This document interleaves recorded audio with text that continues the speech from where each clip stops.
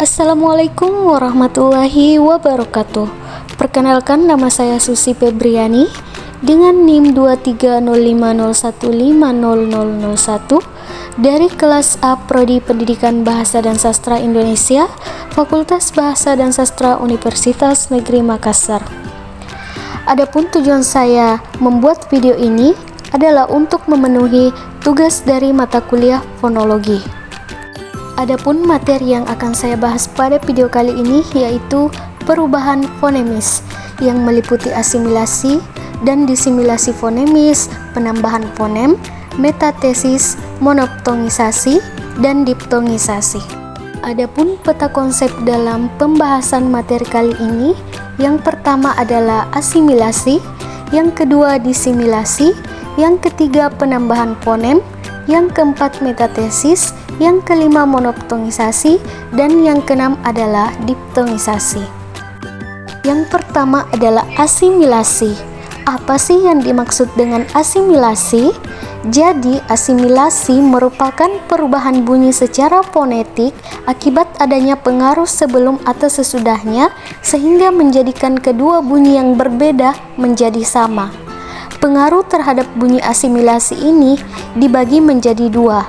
Yang pertama adalah asimilasi progresif. Asimilasi progresif yaitu pengaruh yang arahnya ke depan. Contohnya pada bunyi T, yang dimana bunyi T ini adalah bunyi apikoalveolar atau apikodental. Namun pada kata stasium, bunyi T menjadi bunyi laminoalveolar. Hal tersebut dikarenakan pengaruh secara progresif dari bunyi pergeseran laminopalatal S. Kemudian yang kedua adalah asimilasi regresif. Asimilasi regresif yaitu pengaruh yang arahnya ke belakang. Contohnya pada bunyi P. Bunyi P ini merupakan bunyi hambat bilabial. Namun pada kata pantun berubah menjadi bunyi apikoalveolar. Hal ini dipengaruhi oleh nasal apikoalveolar bunyi N. Jadi asimilasi ini baik secara progresif maupun regresif lazim diartikan sebagai penyamaan dua bunyi yang berbeda menjadi dua bunyi yang sama.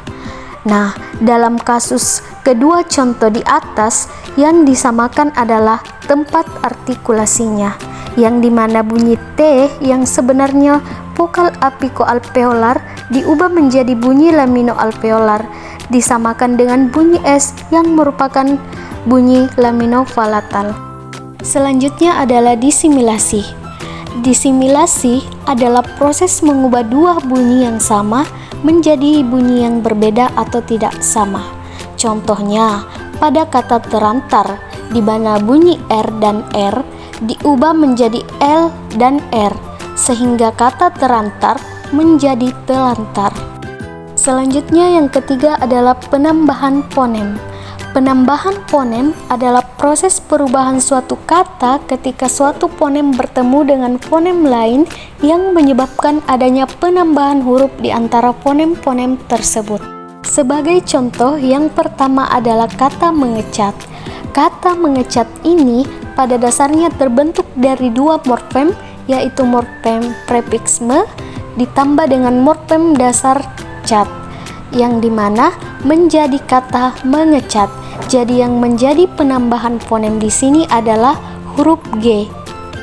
Contoh kedua yaitu kata mengajar. Kata mengajar ini terbentuk dari dua penggabungan morfem, yaitu morfem prefiks me tambah morfem dasar ajar menjadi kata mengajar. Jadi yang terjadi penambahan fonem di sini adalah huruf G di antara prefiks me dan morfem dasar ajar. Selanjutnya yang keempat adalah metatesis. Metatesis adalah perubahan urutan bunyi fonemis pada suatu kata.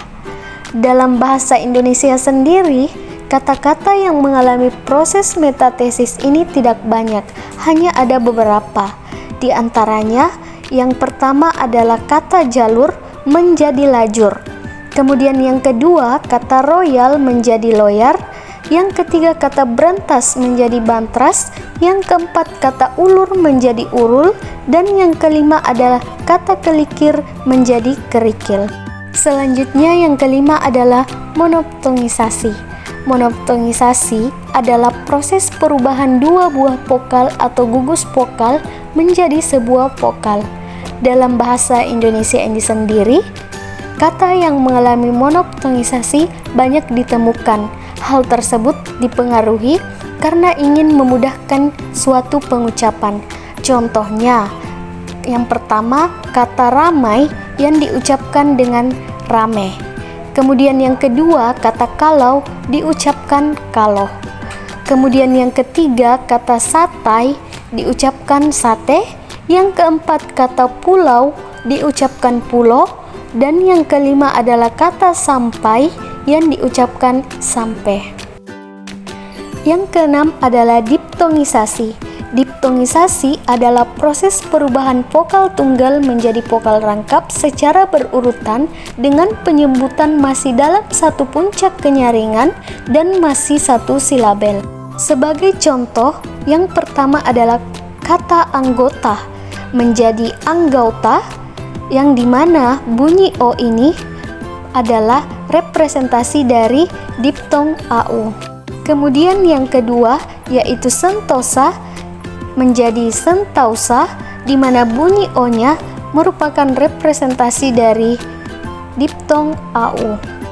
Contoh ketiga yaitu teladan menjadi tauladan, di mana bunyi O-nya juga merupakan representasi dari diptong AU. Berdasarkan pemaparan materi mengenai perubahan fonemis, ada beberapa poin yang bisa kita simpulkan. Yang pertama adalah asimilasi adalah mengubah bunyi yang beda menjadi sama. Yang kedua, disimilasi adalah mengubah bunyi yang sama menjadi bunyi yang berbeda. Kemudian yang ketiga, perubahan fonem merupakan penambahan huruf di antara pertemuan dua fonem. Kemudian yang keempat, metatesis adalah perubahan urutan bunyi dalam suatu kata. Kemudian yang kelima, monoptongisasi adalah perubahan dua buah vokal menjadi sebuah vokal. Dan yang keenam adalah diptongisasi adalah berubahnya vokal tunggal menjadi vokal rangkap. Baik, itu saja pemaparan materi dari saya mengenai perubahan fonemis. Lebih dan kurangnya mohon dimaafkan. Wassalamualaikum warahmatullahi wabarakatuh.